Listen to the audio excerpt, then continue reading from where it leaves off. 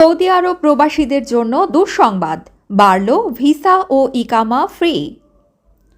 Saudi আরবের স্বরাষ্ট্র মন্ত্রণালয়ের অধীনে অবশেষে বিজনেস প্ল্যাটফর্ম সম্প্রতি সেবার ফি হালনাগাদ করেছে। নতুন নিয়ম অনুযায়ী দেশ ত্যাগ ও পুনঃপ্রবেশ ভিসার ফি নির্ধারণ করা হয়েছে 103.5 Saudi Real.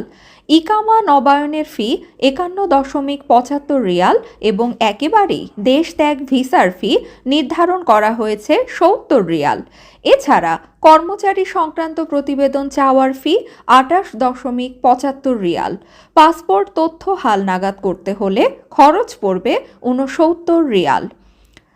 আপশের business platform x পূর্বে টুইটার অ্যাকাউন্টে জানিয়েছে, এই ফি শুধুমাত্র অতিরিক্ত সেবা গ্রহণের ক্ষেত্রে প্রযোজ্য এবং এটি নিয়োগকর্তাদের বার্ষিক প্যাকেজের অংশ নয়।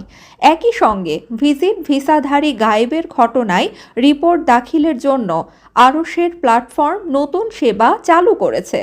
এটি সৌদি আরবের অভ্যন্তরীণ নিরাপত্তা ব্যবস্থাকে আরও শক্তিশালী করবে।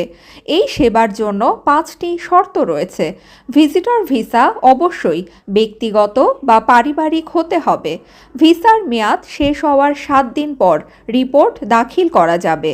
ভিসার মেয়াদ শেষ হওয়ার 14 দিনের বেশি সময় পেরিয়ে গেলে রিপোর্ট দাখিল করা যাবে না। ভিসার স্ট্যাটাস অবশ্যই মেয়াদ উত্তীর্ণ হতে হবে। প্রতিটি দর্শনার্থীর জন্য কেবল একটি রিপোর্ট দাখিল করা যাবে এবং একবার রিপোর্ট জমা দিলে তা বাতিল করার সুযোগ থাকবে না। এই পরিবর্তন এবং নতুন সেবাগুলো সৌদি আরবে বসবাসকারী বাংলাদেশি প্রবাসীদের জন্য অত্যন্ত গুরুত্বপূর্ণ, বিশেষ করে যারা ইকামা নবায়ন, ভিসার মেয়াদ বাড়ানো বা পাসপোর্ট তথ্য হালনাগাদ করতে চান।